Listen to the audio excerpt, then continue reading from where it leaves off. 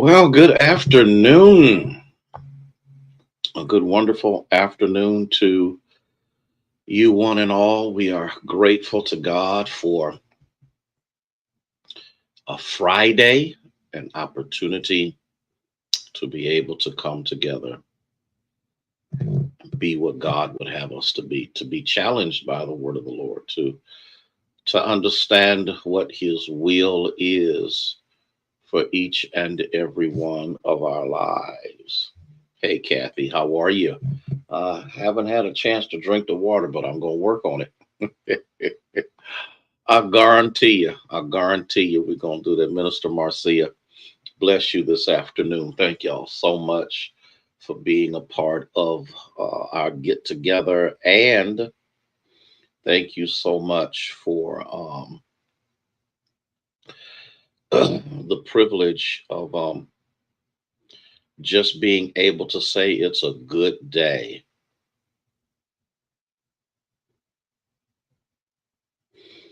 Fantabulously well. Minister Sarah, how are you? I have meant to text you. I am so sorry. I pray that all went well from yesterday. Jemison, Linda, Rhonda, bless your hearts.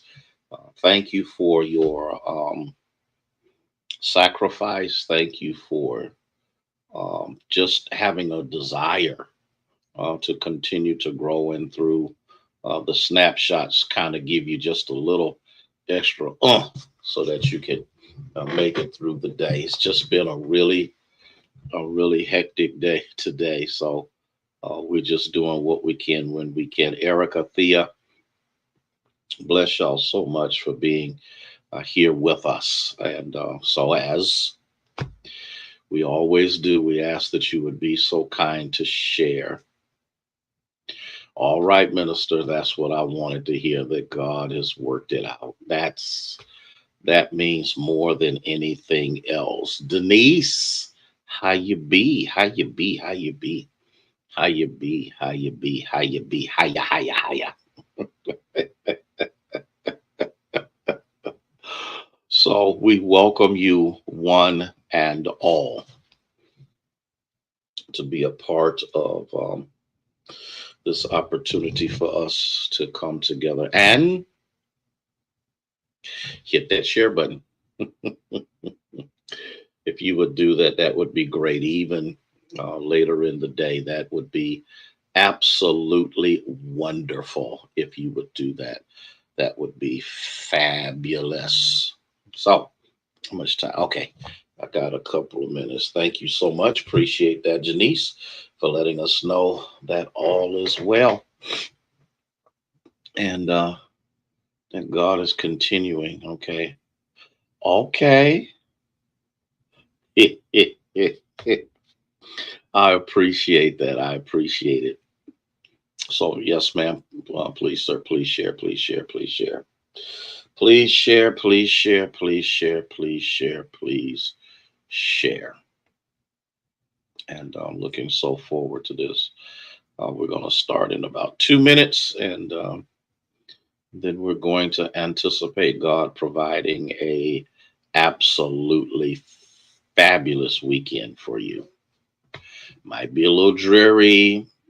There are those who are going through far worse than what we are. And so we're grateful to that. Chaplain Hearns, thank you so much for being with us on today. Um, at first, I wasn't going to say it, but I'm soliciting your prayers. I got to get an MRI, and I got an appointment to see another doctor. When I tell you my knee today is just unbelievable. that's that's the best thing that I can say about it. The pain is just almost unbearable. But guess what? I did what I needed to do. I went where I needed to win. Needed to win. We needed to go. I saw who I needed to see. Um, I still did hospital visits. I still um, went by a funeral, and it's a couple of other things that I wanted to do, and I'm just not going to do them right now. Uh, Deborah and Linda. So I'm just gonna sit here um, and sit here, uh, and it's I don't complain. I try my best not to, but I understand that before a great move of God takes place, the enemy does what needs to be done. So I've scheduled the MRI, and a couple of days later, after that, then I go to the whatever those doctors are called, so that they can figure the X-ray came out negative, and so the next thing I need is an MRI that will give even greater detail as to what is going on, because this thing just kind of popped up out of nowhere. So we'll see what happens. Cecile, tell Larry we said hello, and I appreciate your prayers. I really do, because this thing hurts.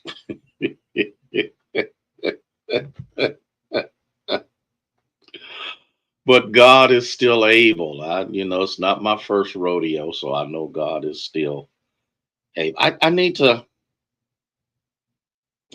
delve down into this just a little bit more.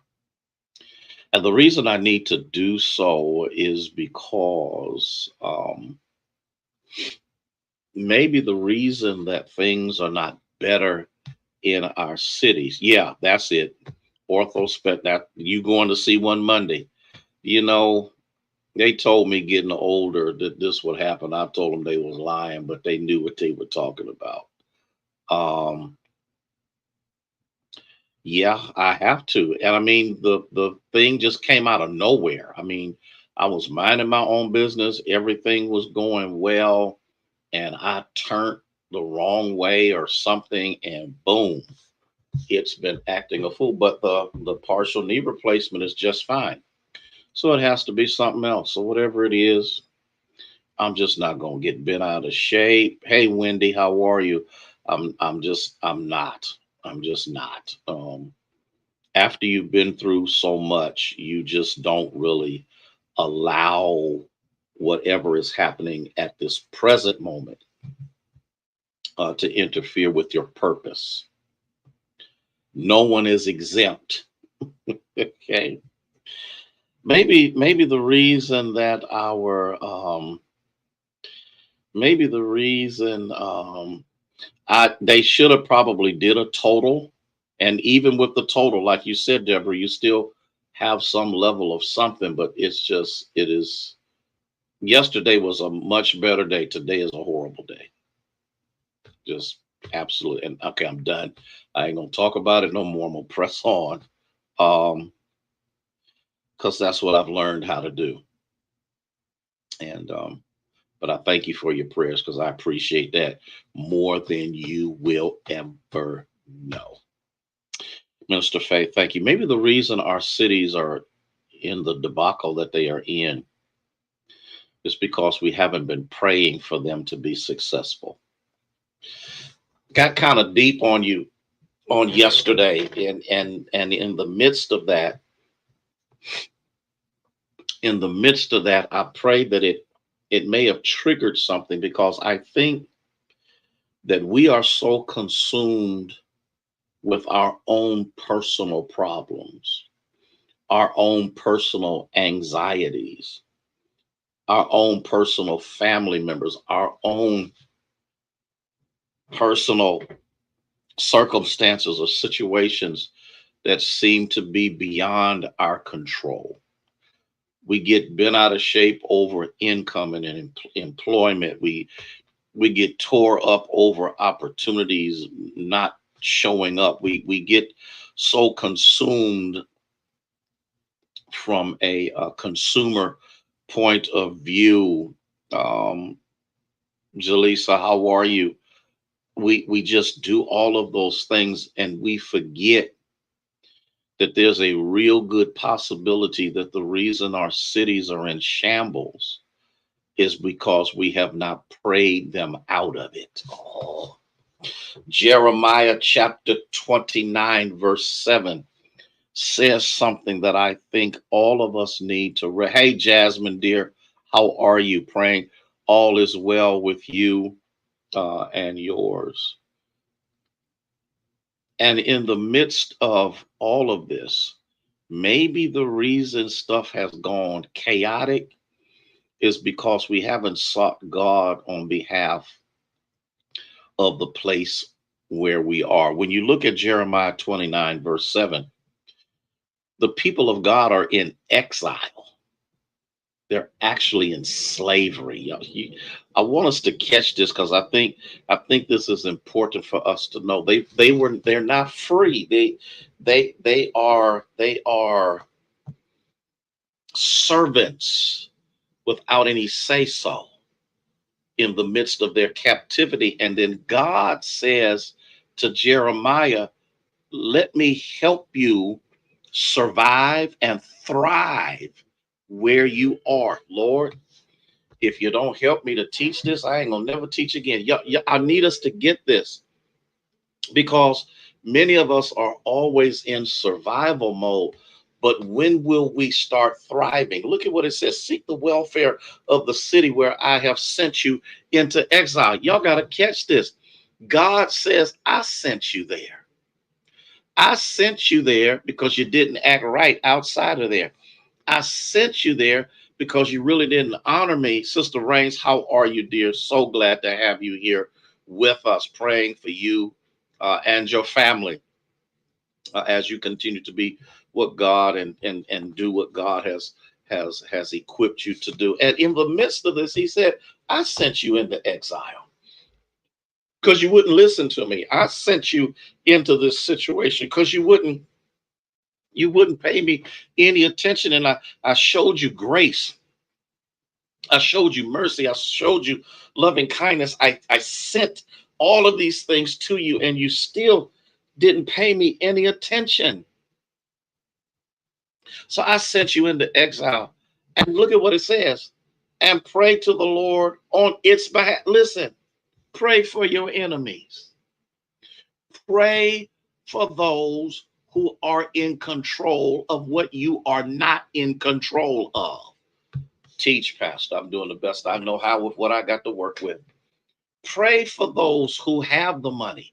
Pray for those who have the opportunities. Pray for those who have the resources. Pray for those who are in charge of the city that I sent you to because you wouldn't listen. Pray on their behalf, for it is for in its welfare you will have welfare. Y'all.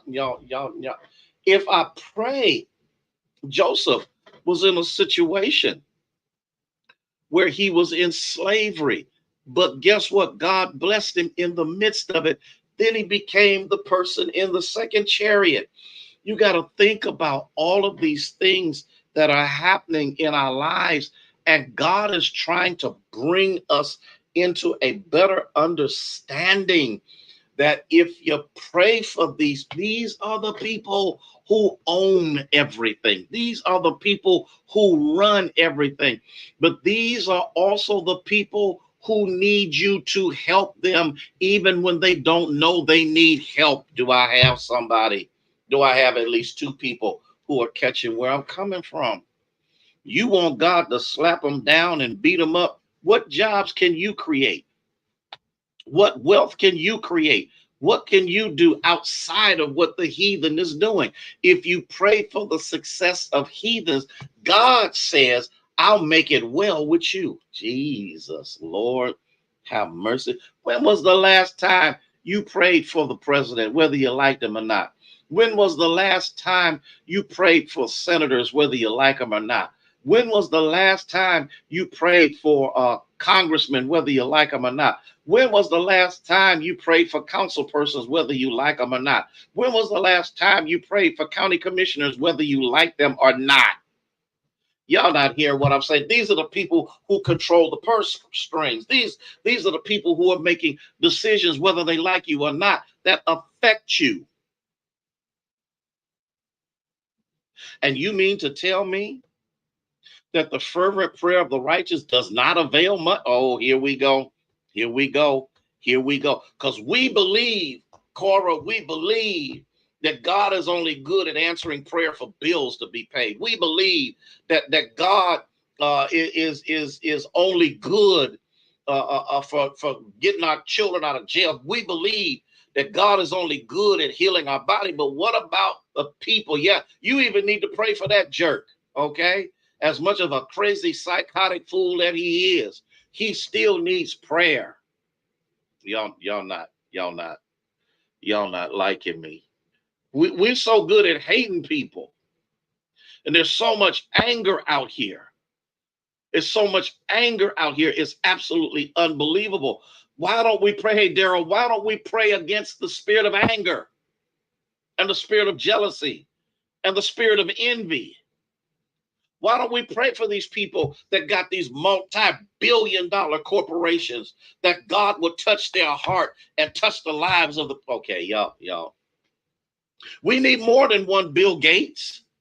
We need other people with money, revenue, and resources to be touched by the hand of God so that God can bless the poor. The wealth of the wicked has been laid up for the righteous. I wish y'all catch where I'm coming from. Their wealth has been laid up for you to accomplish what needs to be done. Yeah, even the jerks at YSU and a president that says nothing about it still needs prayer. We, the real Christians, not the artificial or the superficial, we, the real Christians, ought to know how to get in touch with God on behalf of those in leadership. I'm done. I'm done. I'm done. I done blew my horn. I done blew the trumpet. I'm on the wall. And no, I don't like them. Some of them I don't care for. Some of them I know are racist, and I know they hate people that don't look like them. But can I bring it like it need to be brought, and then I'm gonna get out of here? We've always had these kind of people, and yet still, God can still use the meanest person, the most prejudicial person on the planet, to provide for the saints of God. I hope that wasn't too deep for y'all. I hope that wasn't too controversial for you. But Jesus says that these are the people. Pray for those that despitefully use you. What you think? That's just your mama and daddy? Okay, I'm done. Listen, I love y'all. I love y'all with the love of Jesus, who is the Christ. I thank God, first of all, that I made it through this moment, but I thank God for each and every one of you. I appreciate you. Timothy, I appreciate you more. Love you too, Jasmine. I appreciate you more than you will ever know. Have a fantastic weekend. We will be ready. Okay, I got you, girl. We will be getting ourselves together for Sunday morning worship so that we can give God glory and give God praise. May God bless you. May He keep you, is our prayer.